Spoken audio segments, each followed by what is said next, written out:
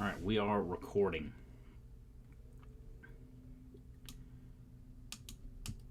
So today we'll be talking about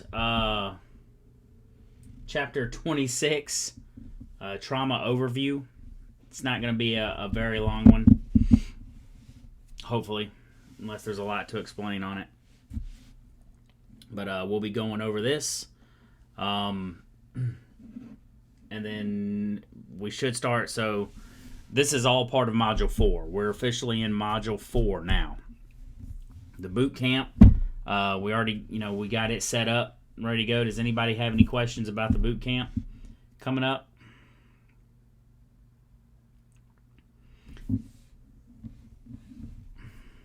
Okay. So, yeah, we're in Module 4 right now. For you, it's going to be 5 o'clock in the morning.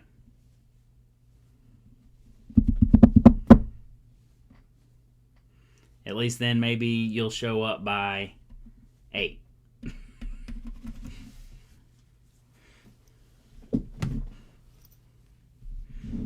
Time change and all from down the road.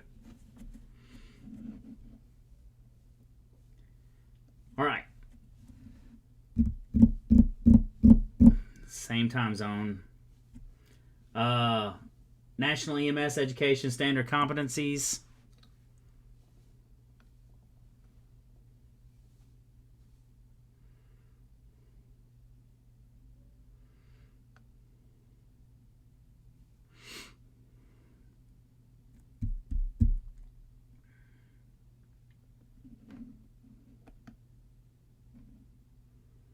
Right. So, according to the U.S. Centers for Disease Control and Prevention, or the CDC, unintentional injury is the primary cause of death and disability in people ages 1 to 44. 44. So proper pre-hospital evaluation can do much to minimize suffering, long-term disability, and death from trauma. Understanding the basic physical concepts that dictate how injuries occur and affect the human body, it's going to allow you to size up a crash scene and use that information as a big part of your patient assessment. Okay. So know those trauma assessments, and also if you're studying, like I was saying, if you're looking at the scene itself, you should know what type of injuries to see in a rollover, what type of injuries you may see in a head-on collision, what type of injuries you may see in a side impact or rear impact, so on and so forth. It should give you an idea of what to expect, somewhat. And then also, if you pull up to a vehicle and you see there's a lot of items inside, if they have tools, or if they have different type backpacks, like in mine, I got backpacks for days, so bags and crud like that. So you'll know that possible secondary injuries, stuff like that, you can think about. Okay. So the evaluation of the MOI for the trauma patient will provide you with an index of suspicion for different types of serious and or life-threatening underlying inquiries. Okay? The index of suspicion is going to be your awareness and your concern for potentially serious underlying and unseen injuries. That's what an index of suspicion is.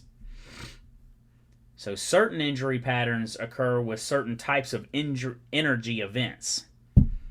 The amount of energy exchanged has a major role in the severity of injuries, along with the anatomic structures potentially involved, like we were just talking about.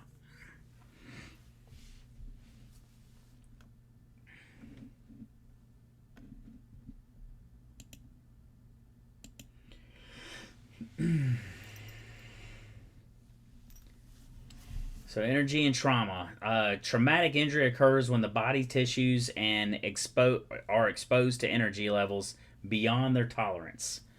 So mechanism of injury is the way in which traumatic injuries occur. There are three concepts of energy, three concepts of energy are typically associated with injury. You have potential energy, kinetic energy, and the energy of work. Three.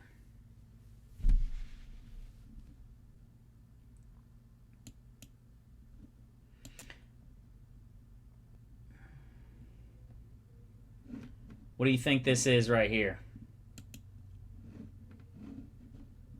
Oh my goodness. What do you think this item is?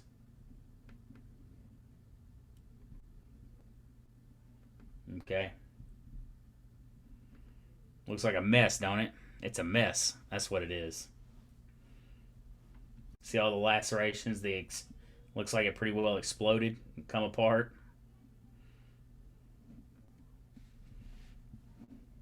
And that's, you got to think that's inside your body. That's what could happen with those impacts inside of your body. It can do that much damage.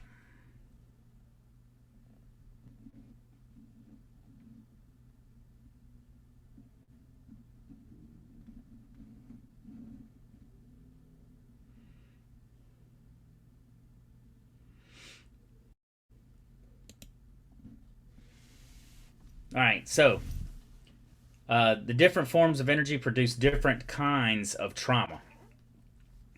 Mechanical energy is energy from motion.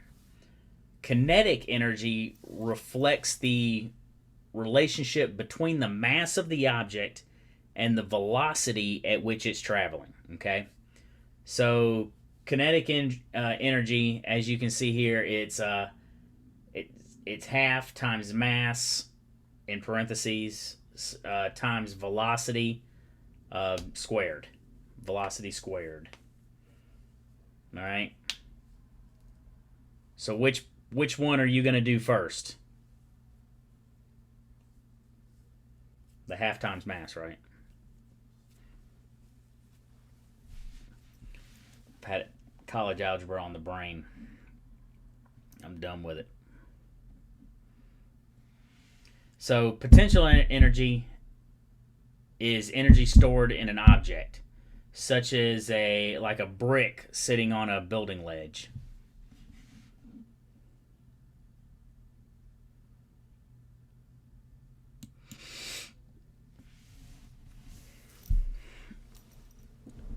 Chemical energy is energy released as a result of a chemical reaction that can be found in an explosive. Thermal energy is energy transferred from sources that are hotter than the body. Okay? Barometric energy, barometric, so we're dealing with pressures, right? From sudden and radical pressures. Kinetics studies the relationship among speed, mass, direction of the force, and for you, the physical injury caused by speed, mass, and force.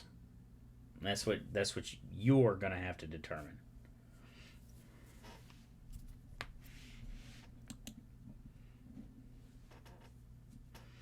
All right, so some mechanism of injury profiles.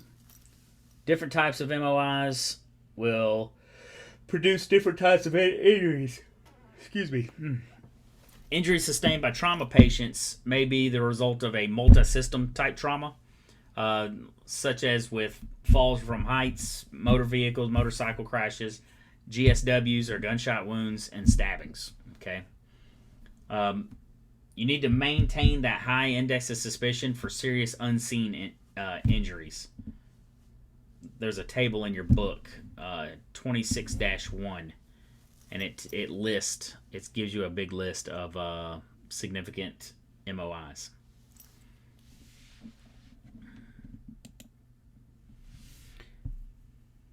So blunt and penetrating trauma.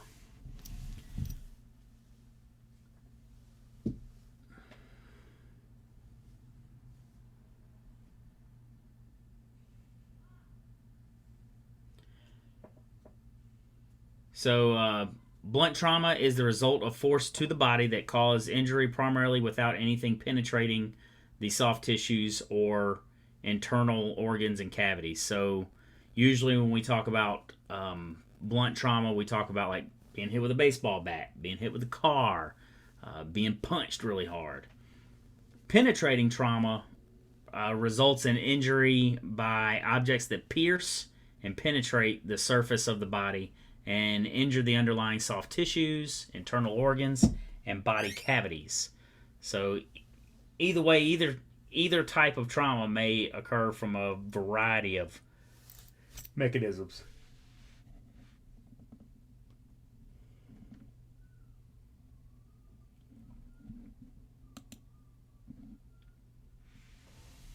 So blunt trauma results from an object making contact with the body.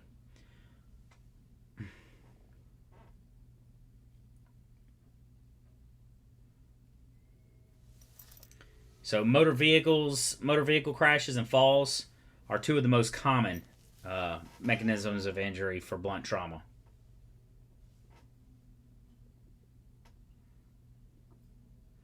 So a lot of times, what you're going to have an index of suspicion for, a high index of suspicion, is those internal injuries. When it's talking about hidden injuries, those internal injuries due to trauma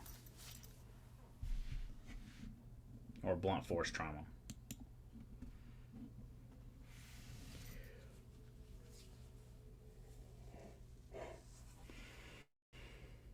Hey, it's my favorite move.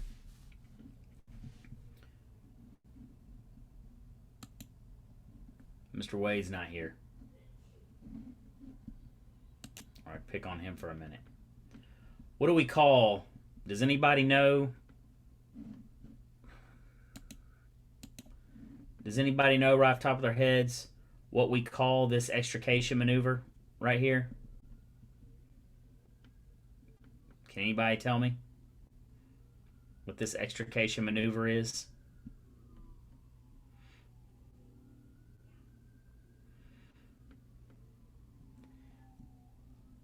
You see how much area it creates here? You can get into the whole entire cabin with it. It's one of my favorites. It's called it's called a B-post blowout.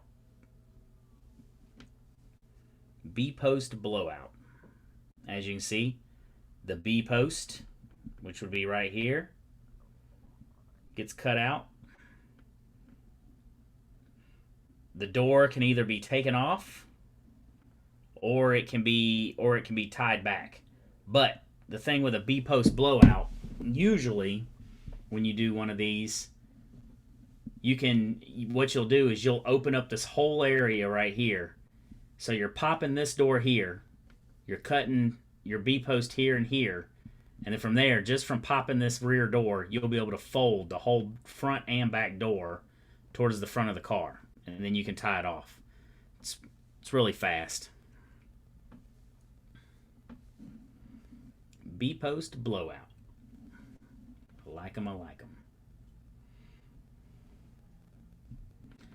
But a lot of times, a lot of your injuries, you can see here where that seat's located. A lot of times they'll get hit in the front, and it can shove them right underneath into the dash. That's where you see a lot of broken legs, broken feet. Depending on the type of hit, if the knees make contact with the dash, then you see a lot of femur fractures.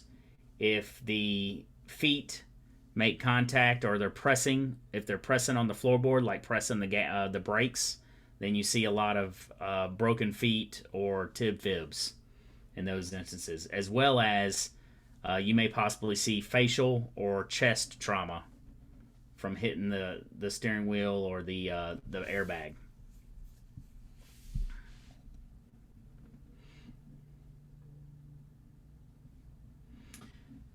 Same thing here.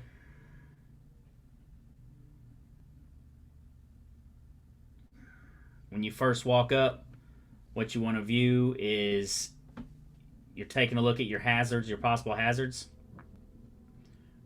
but you're also looking for spidering.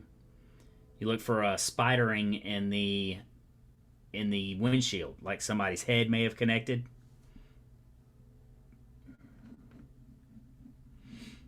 That may give you an idea of what type of trauma you may be looking at.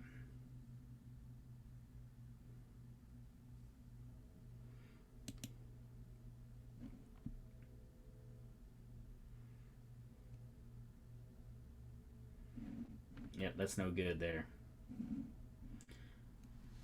So the collision of the passenger's internal organs against the solid structures of the body, like in a contre-coup injury, contre-coup, which is spelled Contrecoup, contre-coup. As the brain strikes the front of the skull, the body begins to move backward, right? So the brain strikes the front of the skull, and the body begins moving backward. The head falls back against the headrest and or the seat, and the brain slams into the rear of the skull at that point. The damage is going to be produced at the front and the rear of the brain. So contre-coup. So your initial general impression of the patient and an evaluation of the MOI can help to direct that life-saving care. Depending on what's going on, you may be able to recognize those TBI type injuries. So looking through that, looking at that windshield, or also severe deformity of the vehicle or intrusion into the vehicle, it correlates significant MOI. Severe deformities of the frontal part of the vehicle, moderate intrusions from a lateral T-bone type of collision, stuff you're looking for, severe damage to the rear, and then crashes in which rotation is involved, like rollovers or spins. You can kind of guess what type of injuries you may have there. So it's always good, if you get digital photos of the crash scene, it may provide valuable information to the staff and the treating physicians of the trauma care center. I will say be careful doing this if you're taking photos with your own personal camera or anything like that because of legal reasons. I've never been a fan of those that take pictures of accidents, take pictures of different types of accidents and things like that. That's, it's not really something we like to see. If we're using it for training, that's one thing. But I mean, we had an issue some years ago. We had a really bad vehicle accident, and the guy, the gentleman involved, was tore up pretty bad. Now, he was deceased, but I mean he hit this tree so hard some of his limbs disconnected from his body when it come to from the abrupt stop, and then it's spinning around. So some of his limbs actually were ripped off his body at that time. So one of the not fire or EMS people on scene took pictures of it with their cell phone and then sent it to somebody being like, hey, look at this crap, hey, this is a bad one. And of course it spread around, which is a big deal. Don't do it. It's very good training because the way we had to cut the guy out, it could have been, if we could have used it for training, and we did use some pictures that one of our on-scene photographer that he got. And then after he was able to modify them and everything else, we were able to use it for a different type of training to see how we could better cut someone out in this situation. What are some things that could have been done differently? What are some things that went well? Things like that. What we would do in our debrief.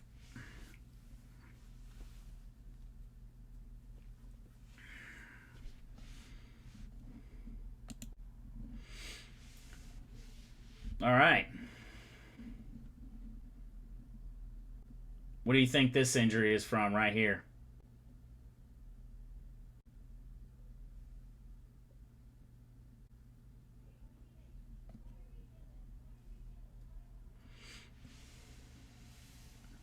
Seatbelt. That's right. That's the easy one, right? So, understanding the MOI after a frontal crash first involves the evaluation of the supplemental restraint system, as you can see there. Determine whether the passenger was restrained by a full, properly applied 3-point restraint. If the airbag did not inflate during the accident, it may deploy during the extrication, so be mindful of that. Seatbelts may also cause unseen abdominal injuries, particularly in pediatric patients. So look for abrasions and or traction type injuries on the face, lower part of the neck, and the chest. So you can see that this, I'm pointing to it with my finger like you're going to be able to see what I'm pointing at. So you can see here like collarbone injuries, things like that. Possible internal injuries. You may want to listen, may want to look around, feel for that point tenderness, rigidity. He's going to have point tenderness anyway.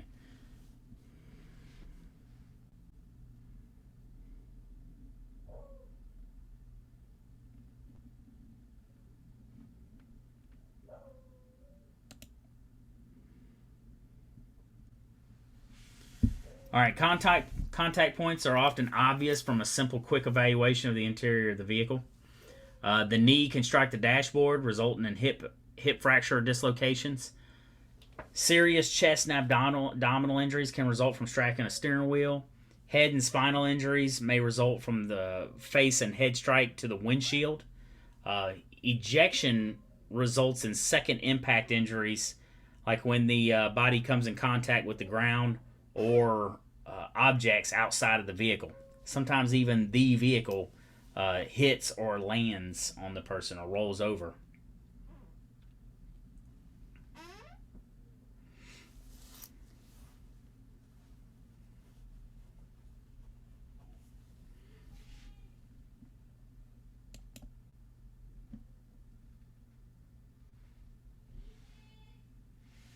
So a dangerous lung injury may occur if your patient takes a deep breath just before impact, right? That's what a lot of people do. Okay. It's going to cause hyperinflating of the lungs and a closing of the epiglottis.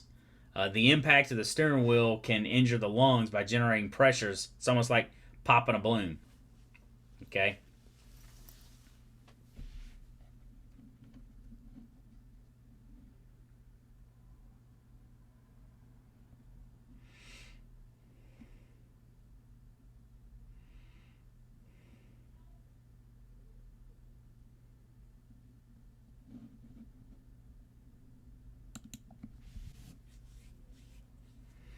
So rear end crashes, you're going to see things like whiplash injuries.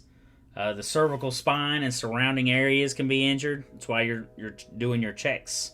Make sure you're doing your checks. Make sure you're using your tools, such as your C-collars, things like that. Make sure you're using them. When you're speaking, so when you have an index of suspicion for this, then whenever you're speaking to your patient, make sure you're looking, you try to sit right in front of them. Okay? So make sure you're looking right in front of them, and then talk to them face to face. And then tell them, hey, I'm gonna be on this side. Do not turn your head to look at me, blah blah blah. Just try and keep it where they turn your head. Some of the worst people to have on scene that cause or that could possibly exacerbate those type of injuries, I'll say that, are your police officers. Because one of the things they come on scene, and one of the things they ask for is what? They'll sit to the side window and they'll say, let me see your ID. I don't want to hear that. EMS around here is the most harmful thing. You know that. Hey, how was your shift, by the way? Swell. Believe it or not, it really was not bad. He actually acted like he had some sense. I didn't have to give him a concussion like I thought I would because I done made my mind up. Go to acting stupid.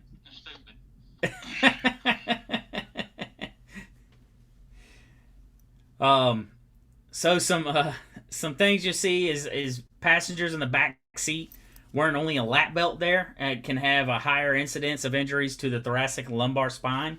Okay, because nothing to keep that top upheld, right? So that folds them over.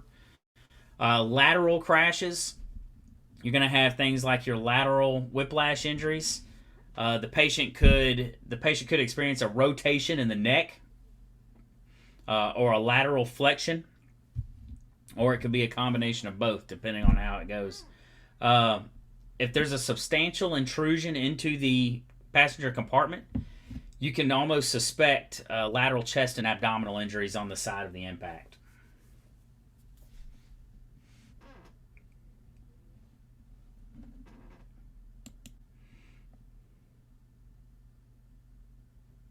Oh, look. I think that's one of those prom promise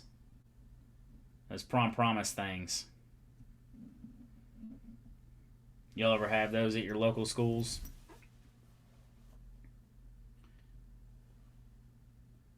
All right, so rollover type crashes. So injury patterns are going to be difficult to predict because they're all over the place. An unrestrained passenger may have sustained multiple strikes within the interior of the vehicle.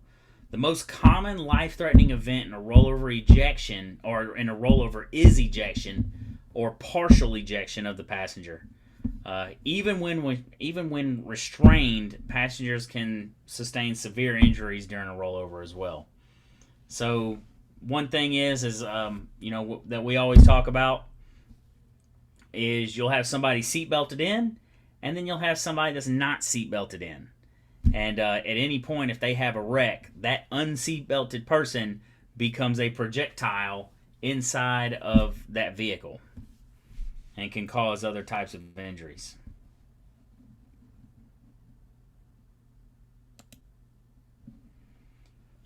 Rotational injuries. Injuries are the result of a combination of frontal and lateral impacts. 3-point seat belts are effective in preventing the injuries in an angle crash up to 45 degrees.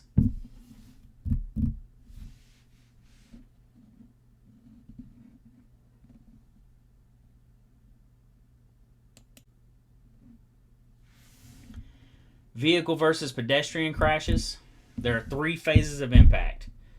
You got the vehicle pedestrian impact occurs, the pedestrian rotates onto the hood, and then the pedestrian rolls off onto the ground.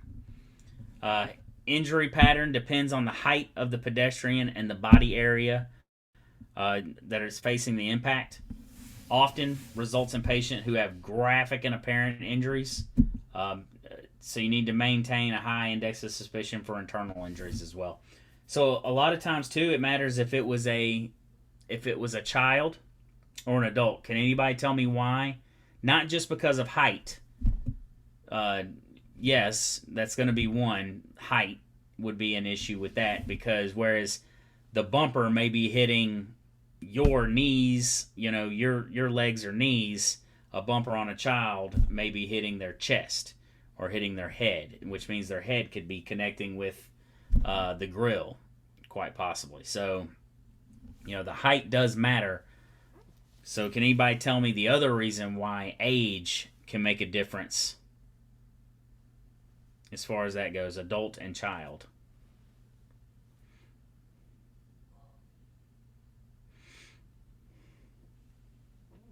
And it has something more to do with natural psychology than anything else, the way a person reacts.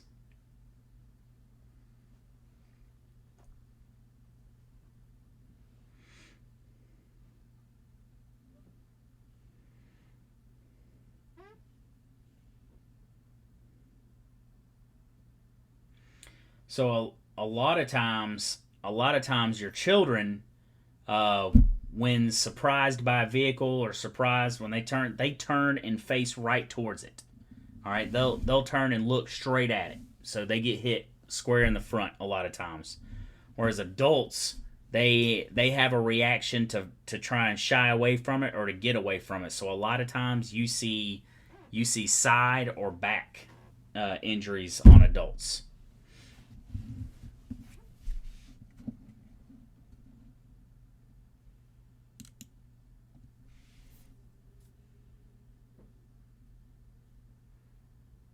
Ain't nothing wrong with that, kid. Rub some dirt in it. Get off. Get up. All right, so vehicle versus bicycle collision. This happens all the time here in Gulfport. All the time. Evaluate the MOI in much the same manner as a vehicle versus pedestrian crash. Additional evaluation of damage to and the position of the bicycle is warranted. Presume that the patient has sustained an injury to the spinal column or spinal cord until proven otherwise at the hospital. Always should see spine precautions. That's pretty much what that's telling you.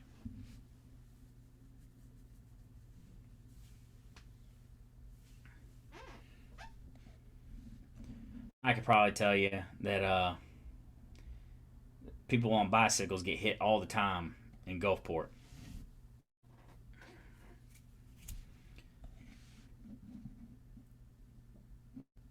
Hannah, did you get a job with AAA or AMR?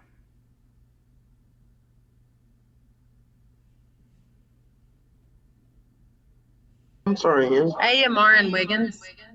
AMR and Wiggins. Okay. Good to go. Yeah, we practiced driving Wednesday and Thursday. Oh, you got EVOC?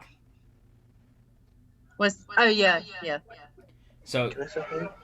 did they give you any advice on how to get through that? Like when you're having to do your alley dock and your serpentine and all that good stuff? No, because I have no idea what that is. All right. So during the driving portion, you have to drive the ambulance through these cones and all that good stuff. And some of the things that we used to do is we used to take our mirror on the ambulance. We'd take the mirror and we would put it. We'd aim the mirror all the way down and point it towards the rear tire.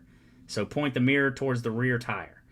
And what you're trying to do is, as you're backing up, you want to take that rear tire, and as soon as that cone it gets right next to that rear tire, you want to turn. As soon as that cone gets next to the rear tire, you start turning, and that'll help you in that serpentine. And as soon as you get it turned, then you start leveling out. That way, it keeps you from turning so sharply on that serpentine and losing it. But making sure you look at that. Practice in the yard some with the vehicle or with a truck, and you should have no problems with it. If you feel confident already, then you won't have problems with it anyway. Yeah, I'm gonna wing it. But I had a preceptee in clinicals and EMT, and he told me to put a roll of tape up. I guess for when the medic's in the back. When the what? He told me to tape some tape up, like in the middle, and he said the tape was him. Okay. Yeah, we used to do that, and then the mirror. And I'm talking about when I say we would point it towards the tire, we would have to take a piece of paper folded up and jam it into the mirror to get it to go down that far, so that we could see that much of the tire as we're going. Because you're not doing long backing, very much. So, but yeah, it's that was one of the big things that we did, and then making sure you get enough speed.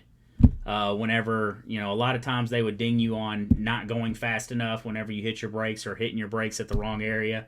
Listening to them when they say left or when they say right, actually going left or right. Sometimes some firemen have issues with remembering what their left and right is. Whenever it's screamed at them. Yeah, I'm excited to see how it goes. Mm-hmm.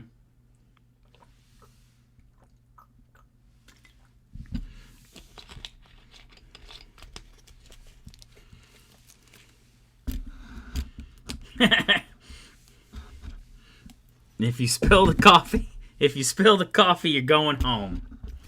Well, I'll tell you this. That, I don't know how long ago that was, but I know AMR now, they would not do that. You could spill that coffee all over. They need people so bad that they'd be like, I don't care. It's like, let's just make it through the day, and then we'll move on to the next day. Isn't that right, Ty?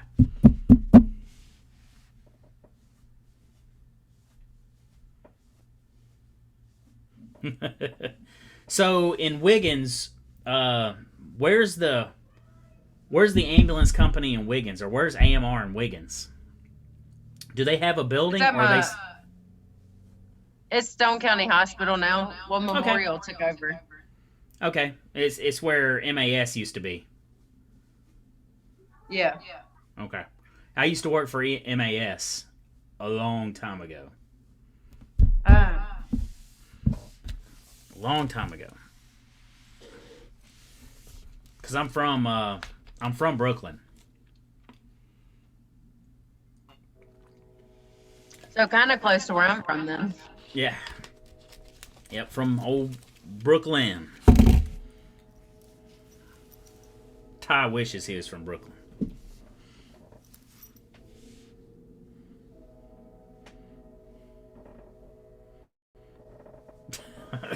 So yeah, Leanne, Ty will tell you that they need people, and Hannah could probably tell you they need people bad. It's easy to find a job at AMR here. It's easy to find a job at AMR. It's easy to lose the job at AMR, and then it's easy to get right back on within hours sometimes. Get back hired with AMR. And sometimes you can get fired, and then get hired at a higher rate. Craziest thing.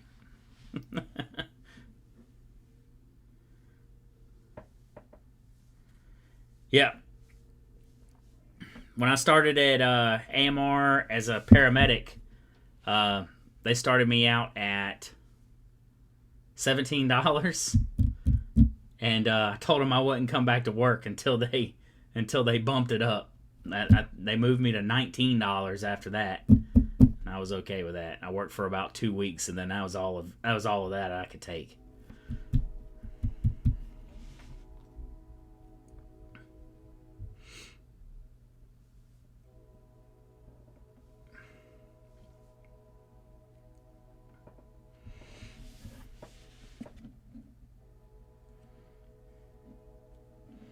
All right.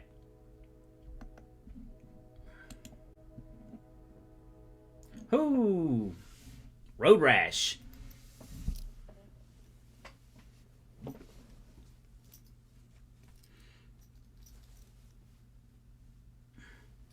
All right, so motorcycle crashes. Yep, the debriding process is the most painful part of that. The actual debriding. So that's where they take and they actually scrub it with like a bristled brush. They'll scrub it down and clean it up. Terrible. Nasty injuries. So it's especially dangerous because the rider has nothing to help protect them except for the protective devices they may be worn. And that's a lot of times why, the jackets and pants that they wear and boots that they wear, the gloves that they wear, the helmets and all that, it's not for looks and style. Some people may think so, and some people may wear it like that. But a lot of times, like the leather and stuff like that, it's really good at protecting you, at keeping things together even. So that there's a reason why they wear the clothes that they do on those bikes. And it's to provide, just a little bit more protection. That'll do skint up.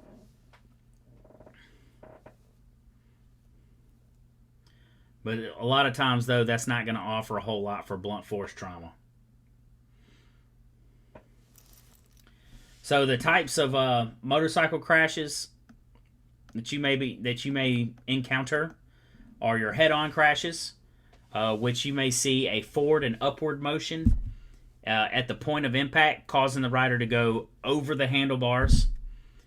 If the rider's feet remain on the pegs or pedals, the forward and upward motion of the upper torso is restrained by the legs, and it produces a bilateral femur or tibia fractures and severe foot injuries at that time. A lot of times what you'll see too is what's called an open book fracture, okay? And that's mainly from hitting the gas tank up in the front. There's pelvis hitting the gas tank and things like that.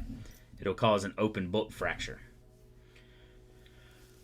So next you have an angular crash. The rider sustains a direct crushing injury to the lower extremity. And between the object and the motorcycle that it hits, the trapped legs may be fractured or dislocated. A lot of times you'll see traumatic amputations. They're very common in high-speed injuries. A lot of times you'll see ejections. So you'll see severe abrasion injuries like road rash, sometimes down to the bone, and an unpredictable combination of blunt injuries can occur as well.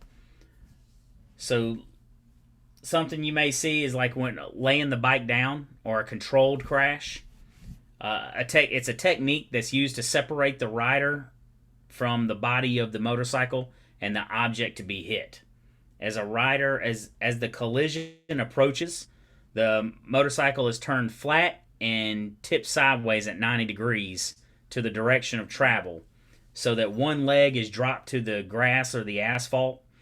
This is supposed to slow the occupant faster than the motorcycle, and it allowing for the rider to become separated from the motorcycle. Okay,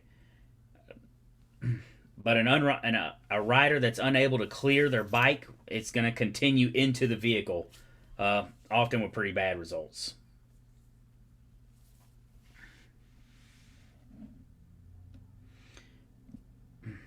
And then also you'll have like off-road injuries, off-road vehicles, and a lot of times reaching your patient is the hardest challenge to the whole deal.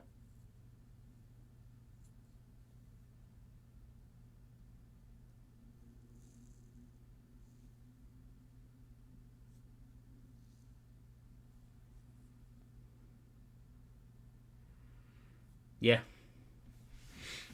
Yeah, we've I know back a couple years ago we went through a rash of them, and when I say a rash, I mean like we had 10 motorcycle deaths within a relatively short period of time.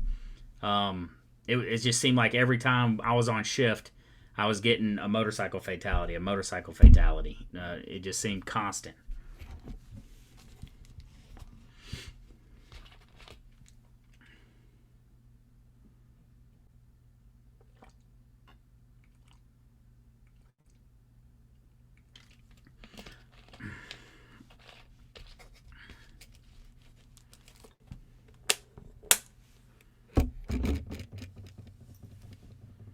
You talking about Wiggins? You talking about Rock Hill? Over there at Rock Hill? Yeah.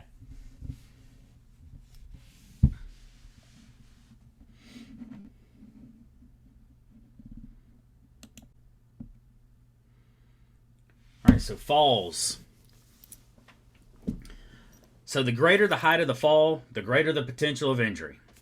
Internal injuries are the least obvious on assessment, but pose the gravest threat to life. So you got to identify what type of surface. Yeah, I know I am. You gotta be careful, or you gotta identify the type of surface that the patient landed on and how he or she landed. Patients who fall and land on their feet may have less severe internal injuries, but their legs may have absorbed much of the energy of the fall. And sometimes you'll see where you'll see like these injuries like you see here, to the calcaneus or the heel, but you'll see pelvic injuries because it drives everything up. And so you'll see some pelvic injuries or femur fractures or what have you, some even back injuries from a fall and landing on their feet. So you got to take the following factors into account: the height of the fall, the type of surface that they struck, the part of the body that hit first, followed by the path of energy displacement, and then area of the body over which the impact is distributed. Always consider syncope and other underlying medical issues of the fall. Why did they fall?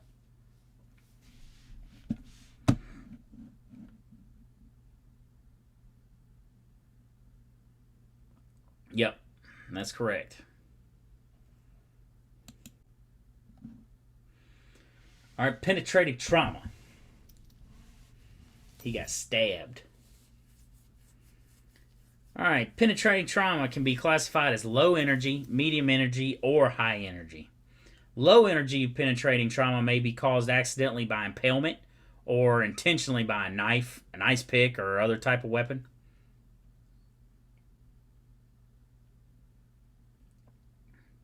We had a guy in Hattiesburg that I worked years and years ago. Got stabbed in the chest by his girlfriend. Stabbed him in the chest, and when we got there, each time his heart beat, it would move the knife, and that's how we knew that the knife was in his chest, in his heart. But every time his heart beat, you'd see the handle of the knife move. She jugged him.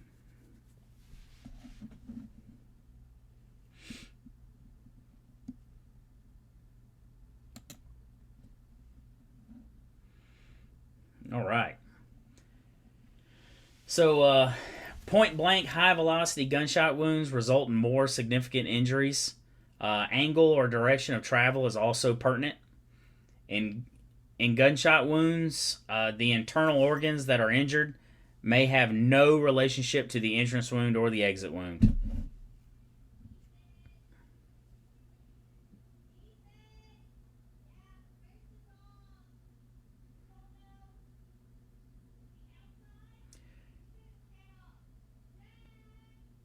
Guys and ropers.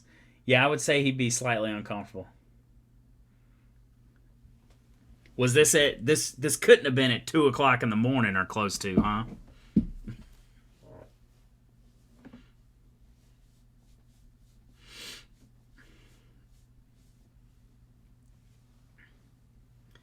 No, a lot of times it happened after that. So your gunshot wounds. Why do you think you would have internal injuries that have no relationship to the entrance wound? What do we call that? What does the bullet cause? Is it law of inertia? Well, there's something that we call the actual action that it does. Yeah, it is a type of inertia that does happen, but there's a certain action that it causes. I just did the hand. That causes the injuries.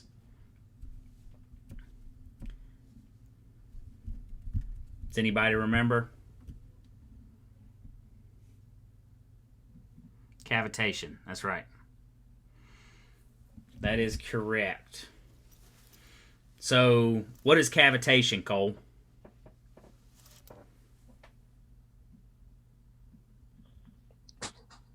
It's when the inertia of the bullet, called like just the shock wave itself, damages the surrounding organs. Okay.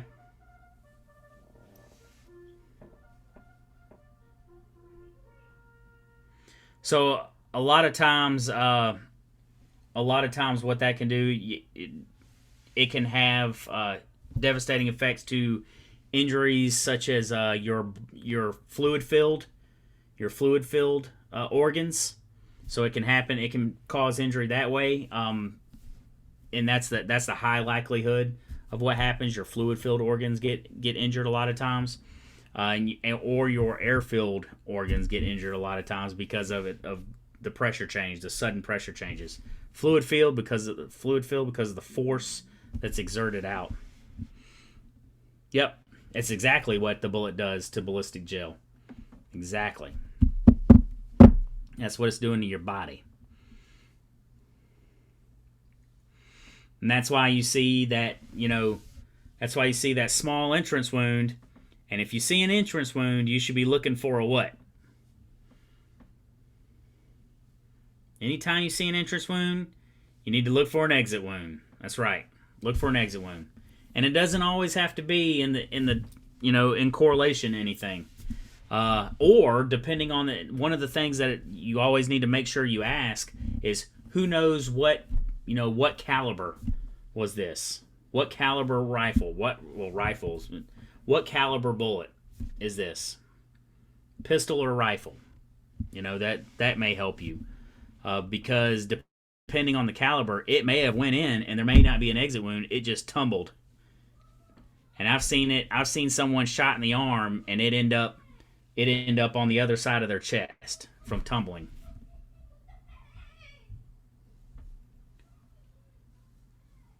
Or bouncing around their ribs.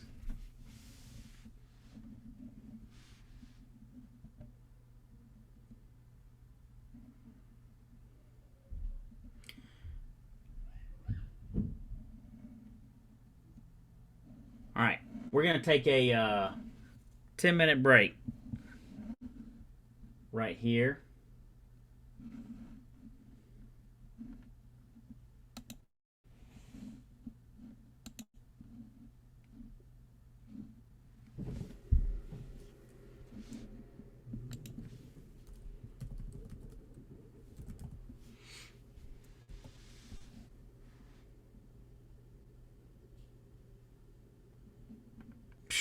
That ain't no fun.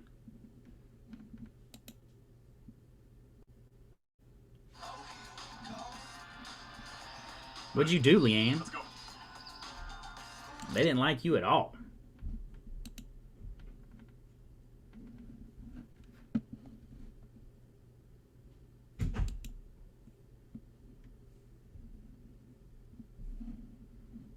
All right, let's see if I can get this to share.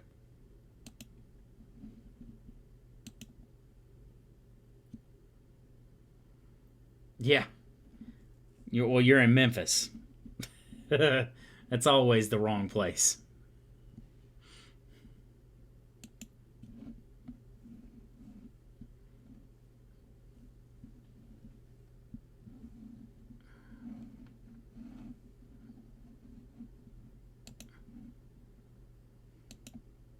All right, I'll see y'all in 10 minutes.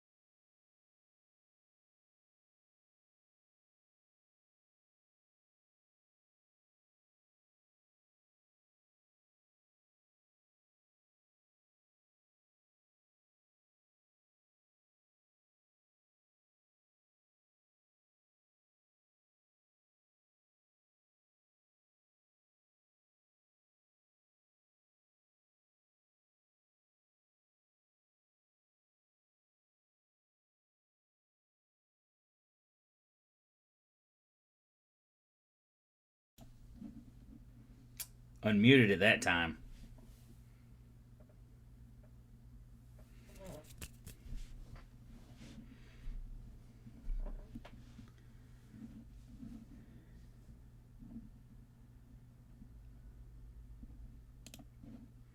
All right.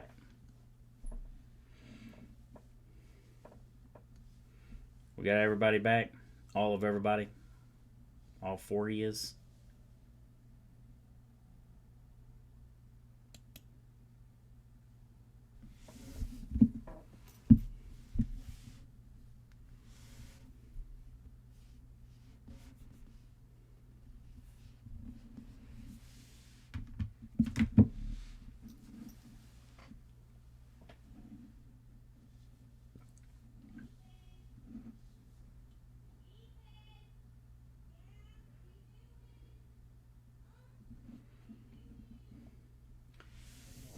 All right, so penetrating trauma. First, we need to determine the number of penetrating injuries. Then combine that information with what you know about the potential pathway. So in gunshot wounds, the path the projectile takes is referred to as its trajectory. Okay? Frangible bullets will increase damage as multiple fragments will increase the likelihood of multiple organs or vessels sustaining injury. Okay. Hollow point bullets expand as they enter the target in order to decrease penetration and cause more tissue damage. And then you have full metal jacket bullets cause less damage than fragmented rounds. Full metal jacket bullets. Full metal jacket bullets.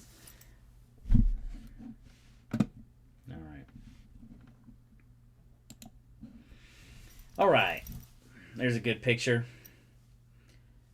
So the bullet speed is a major factor in resulting the injury pattern.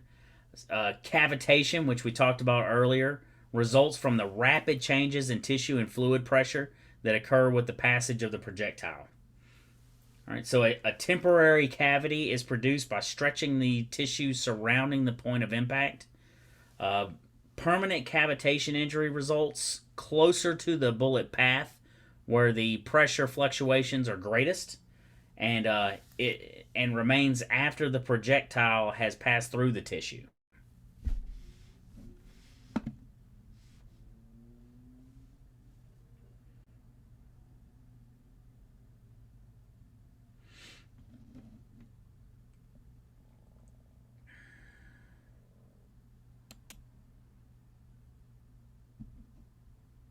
Oh yeah. So the relationship between distance and severity of injuries varies depending on the type of weapon involved. Exit wounds are often much larger than entrance wounds. And organs injured in a gunshot wound may vary depending on the pathway of the projectile.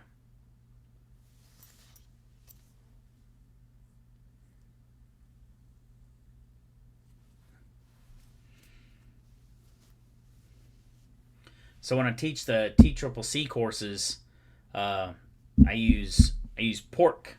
I use pork butts and some of the stuff, pork butts, and then I have it hooked into I have it hooked up into the little device that I built. It holds the pork butt in there, and then I have a tube, like a surgical tube, that's been placed into where the wound is at, and then from there. I have a bucket that's got a pump in it, and it's a 5-gallon bucket full of fake blood, and then I'll take and as soon as we are doing our convoy ops and they hear a boom, then usually I have the person off in the ditch or what have you, already pre-positioned in a ditch, and then we'll start pumping it, and blood is going everywhere during those ordeals. And I've seen these guys get out of this Humvee and just start gagging, and it's at a pork butt. It's like it's a lot of blood. It's gonna be a lot of blood. It's gonna be messy. It's gonna be nasty. And when you're sticking your fingers in there, like for a junctional injury or anything like that, it's going to feel weird. And it's not going to be as cold. It's not going to be as cold as the pork butt. But, fun stuff.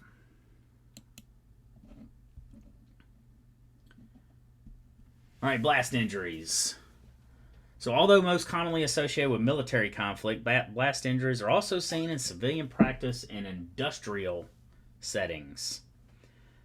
More common today, owing to the increased use of explosives as a tool for urban terrorism, and in the United States from methamphetamine laboratory explosions. Do you smoke the pork butt afterwards? No, we do not. That'd be no. There's been a bunch of fingers in it. A bunch of fingers and fake blood all in it. You do not want to smoke and eat that. That's nasty.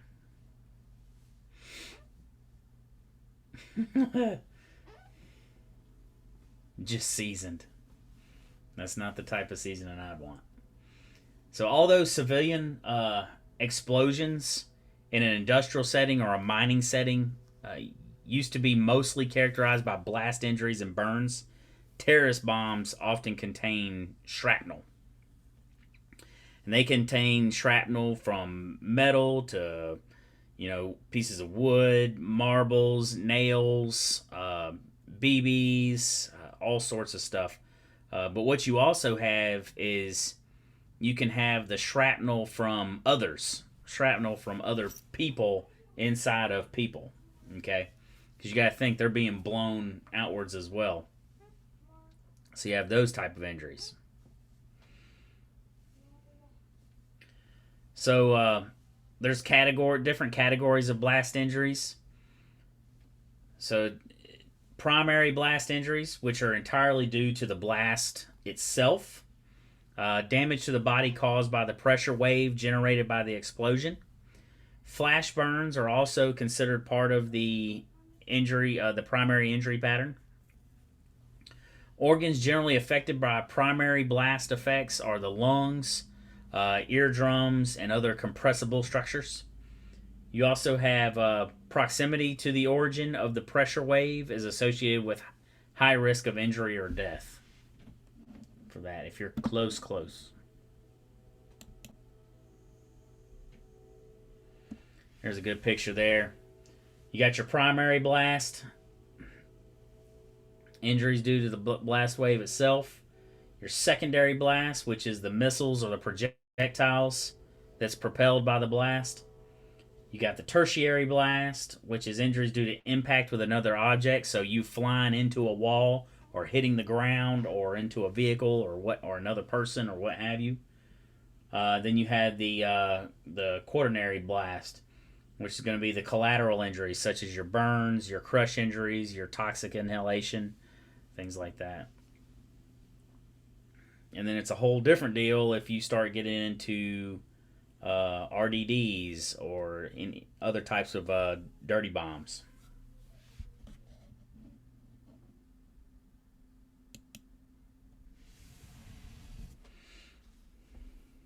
All right, we talked about those.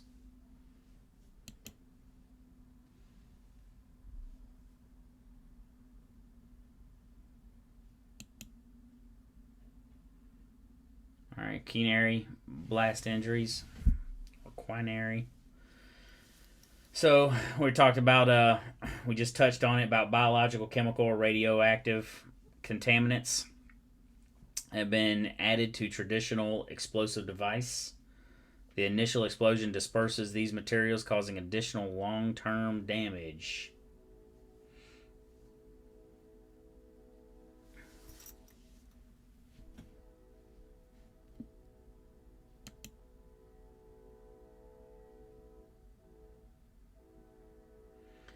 So some of the tissues at risk.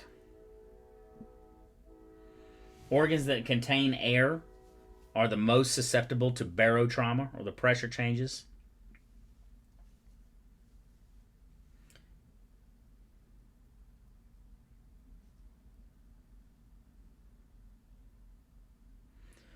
So the patient may report a ringing in the ears or pain in the ears or some sort of hearing loss and blood may be visible in the ear canal. So some things to look out for. So primary blast injury is often characterized by a lack of external visible injuries. The patient may report tightness or pain in the chest and may cough up blood. So pneumothorax is going to be a common injury and may require emergency decompression in the field by paramedics. So pulmonary edema may ensue pretty rapidly. And then our arterial air embolisms occur on alveolar disruption with a subsequent air embolism into the pulmonary vasculature. So solid organs, they're relatively protected from shockwave injury, but may be injured by secondary missiles or a hurled body. Hollow organs may be injured by similar mechanisms as for the lung tissue, like your pressure changes. Underwater explosions result in the most severe abdominal injuries.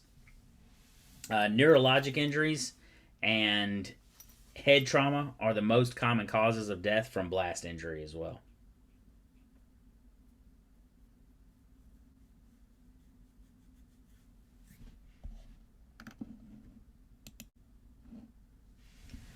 All right, multi-system trauma.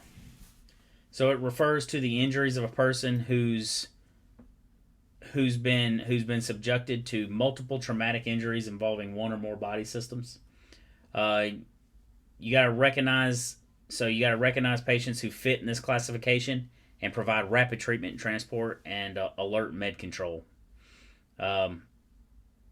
Multi-system trauma patients have a high morbidity and mortality.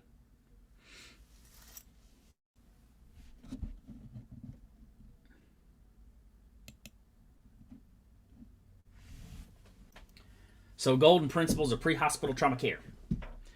So you're going to ensure your safety, the safety of your crew, and then the patient. Determine the need for additional personnel or equipment. Evaluate the MOI and identify appropriate managed life threats, as always. Begin by assessing and managing the airway, including ventilatory support and high-flow oxygen, while maintaining a C-spine stabilization, right? You want to ensure that basic shock therapy is completed. Okay. And then after threats to ABCs are corrected, rapidly proceed with spinal immobilization if indicated. During transport, want to obtain a sample history. For critically injured patients, consider a paramedic intercept or an air medical transport.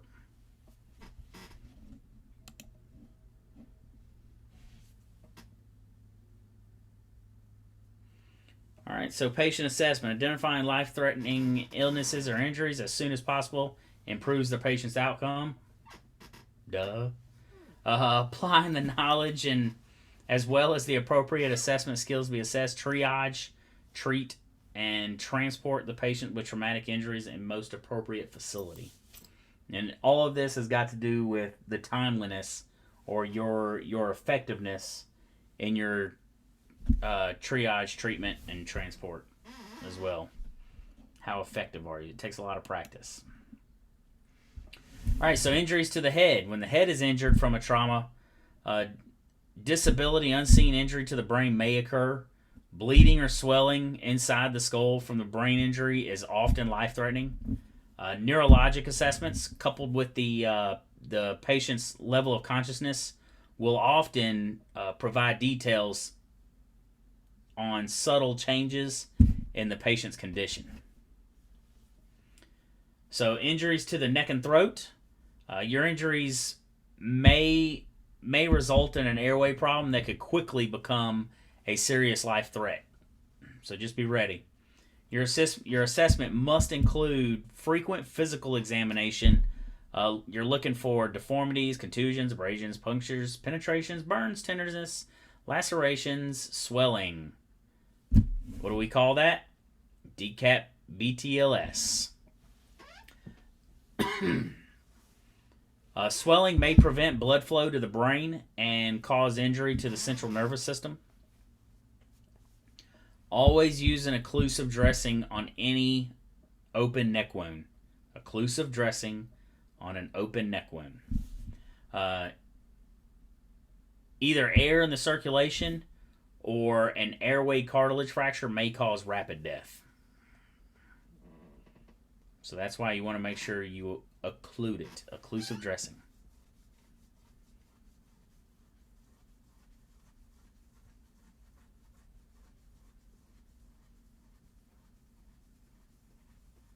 And be ready.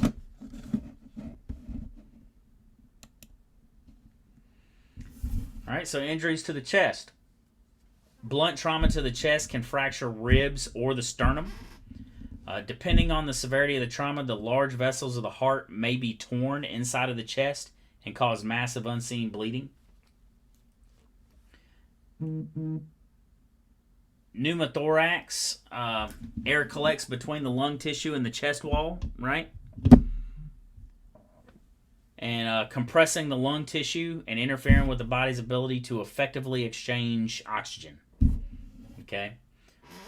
Tension pneumothorax is lung tissue becomes squeezed under pressure until the heart is also squeezed, preventing a return of venous pressure or venous blood, and thereby it's going to reduce your preload from there.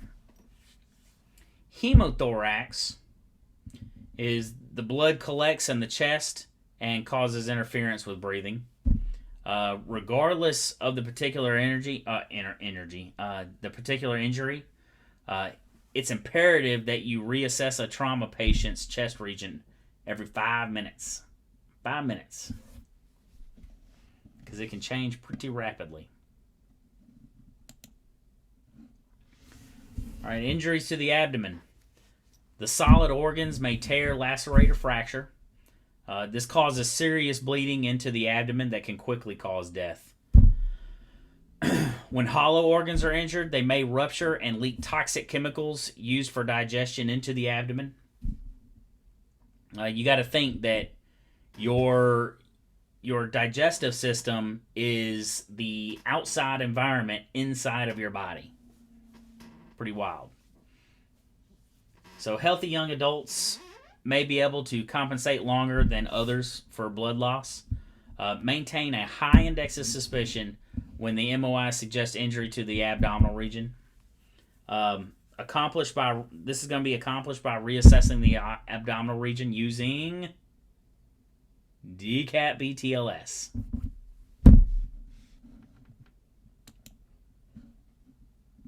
All right. It's one of my favorite pictures here. So, management, transportation, and destination. Have a good working knowledge of the resources available to you, including the most optimal methods of rapid transport to trauma centers. So, this picture right here is what we call the trauma lethal triad. The lethal triad. So, the trauma lethal triad it's going to be of hypothermia, coagulopathy, and acidosis are major contributors to death in patients with severe traumatic bleeding. Okay? Hypothermia, acidosis, and coagulopathy cause death. Any factor that interferes with blood clotting will cause more blood loss. Aggressively seek control of bleeding to the best of your ability. Do not hesitate to use a tourniquet to stop bleeding from an extremity. Don't hesitate. Use one. Keep your patients warm. All right, that shock, right? And then ensure IV fluids are warmed to at least normal body temperature. That's why I say, keep those fluids warm during the winter. You may want to put your fluids inside the cab with you or something like that. Keep them a little bit warmer.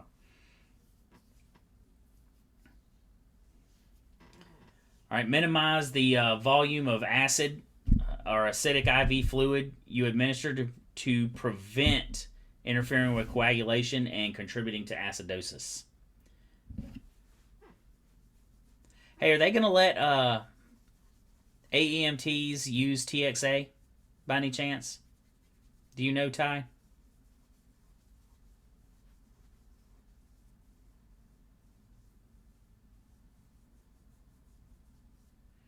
It's so simple to use. I don't know why they wouldn't.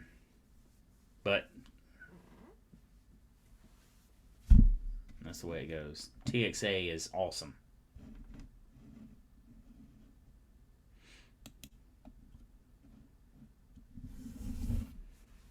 All right, scene time. So limit your on-scene time to a minimum amount necessary to correct life-threatening injuries and package the patient. On-scene time for critically injured patients should ideally be less than 10 minutes. 10 minutes. All right, that platinum 10, right? Criteria to identify a critically injured patient. So a dangerous mechanism of injury, decreased level of consciousness, any threats to the airway, breathing, or circulation. Bing, bang, boom. Yeah, I think that TXA would probably be a pretty sweet move, especially for the AMTs, since they use them on a lot of car crashes and things like that, a lot of car wrecks for trauma care. I think that would be a good move. GSWs, stuff like that. Depending. Heavy bleeding injuries. It's good stuff.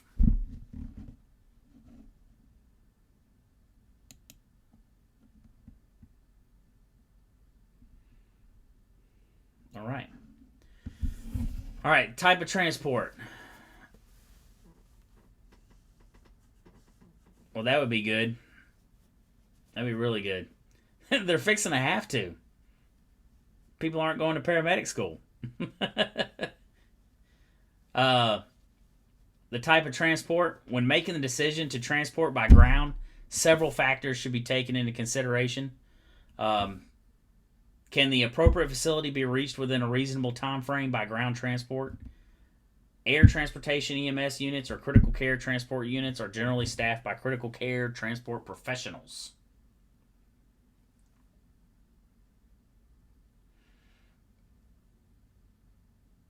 Yeah, I know. I went to the 2 year. Well, I did the Finish in 4 little program they had, but I had prerequisites already done. So I mean, I got off easy as far as that goes. So one thing we always had a problem with, it talks about be familiar with your local protocols, defining indications for use of air medical transport. All right, so one of the things that we always had an issue with, out of some entities and with the fire department as well, is that they would not call the helicopter because they would be like, oh, they're not going to fly. Oh, the ceiling's low. Oh, the weather. There's bad weather. You're not a meteorologist. Call for it. Let them tell you they can't come. You never know. They may see something, that you don't, because they do have the weather right there in front of them. A big weather screen in that room, usually on a big screen sitting there in there all the time. And there may be a good open hole that they can see that'll be open, or that they can go around, or what have you, or they can meet you somewhere, or anything. So don't just assume that that the air medical transport can't show up. Also, some things to remember is, what have you done? What have you done to that patient? What's the patient weight? Okay, that's a big one. Patient weight. That's a big one. And then what have you done for that patient? Is that patient stable? Or what is the status of that patient?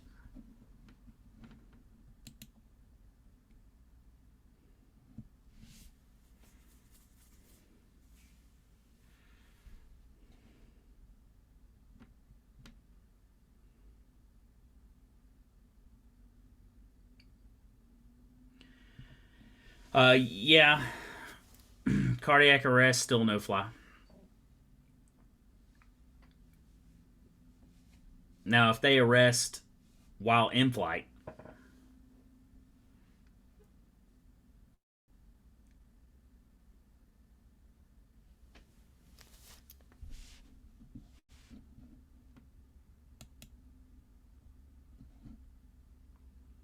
All right, so destination selections. Before you even get to the scene, know the criteria for referral to a trauma center and what hospital resources are available in your area. Important to transport your trauma patient to the most appropriate facility based on his or her injuries. Something else too, that aeromedical transport, it makes a big difference on whether they intake the patient from the hospital or intake the patient from a scene. So that's something to know. There's some guidelines there, from taking a patient from a hospital to taking a patient straight from a scene to somewhere, and it's all got something to do with, hospitals can or cannot turn you down depending on what's going on.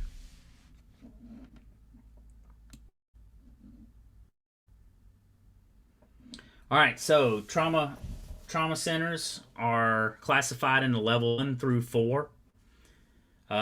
Level 1 has the most resources, followed by level 2, 3, and 4, respectively.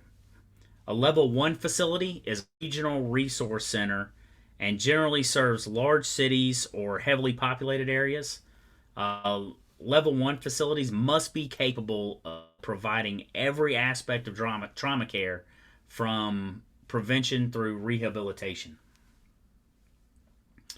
A level 2 facility is typically located in areas of lower population density. Level 2 centers are expected to provide initial definitive care regardless of the injury severity. Level 3 facilities serve communities that do not have access to level 1 or 2 facilities. Level 3 facilities provide assessment, resuscitation, emergency care, and stabilization. A level 3 type facility must have transfer agreements with a level 1 or level 2 trauma center. They got to get them out of there. Level 4 facilities are typically found in remote, outlying areas where no higher level of care is available. These facilities are going to provide advanced trauma life support prior to transfer to a higher trauma center.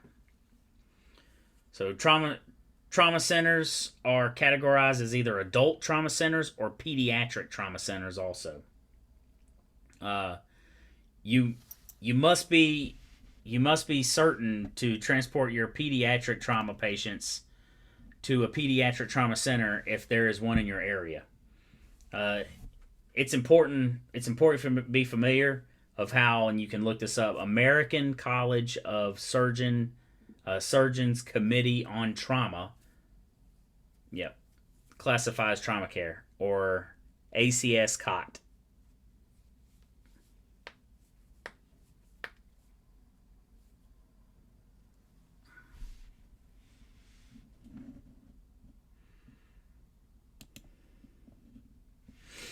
Alrighty. And that is all I have as far as that goes. All right, so do we have any questions? Do we have any questions about anything that we've discussed tonight?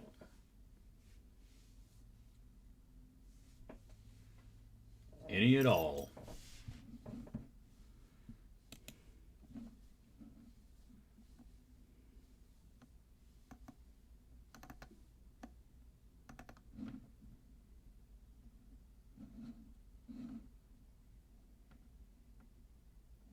Are you kidding me? This thing didn't.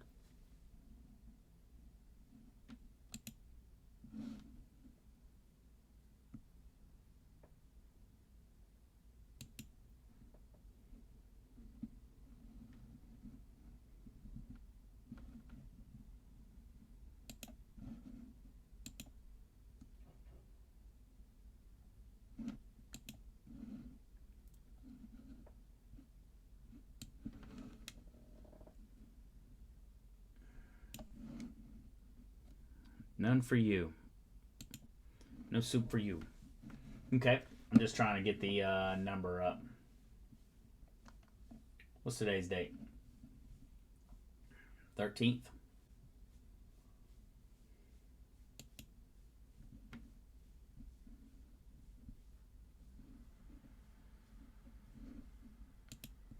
All All right, so chapter 26, September 13th. Your number, your 4-digit code is going to be 9687.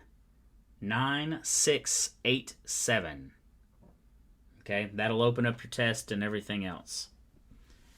All right, if 9687, that's right.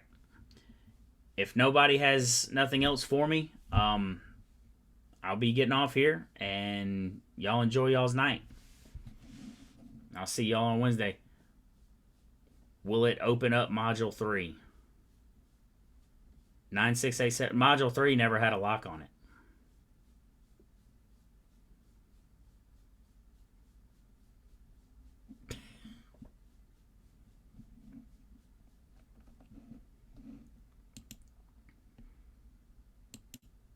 All right. Other than that, if y'all don't have anything else for me, then I'm going to stop recording. Probably not that way.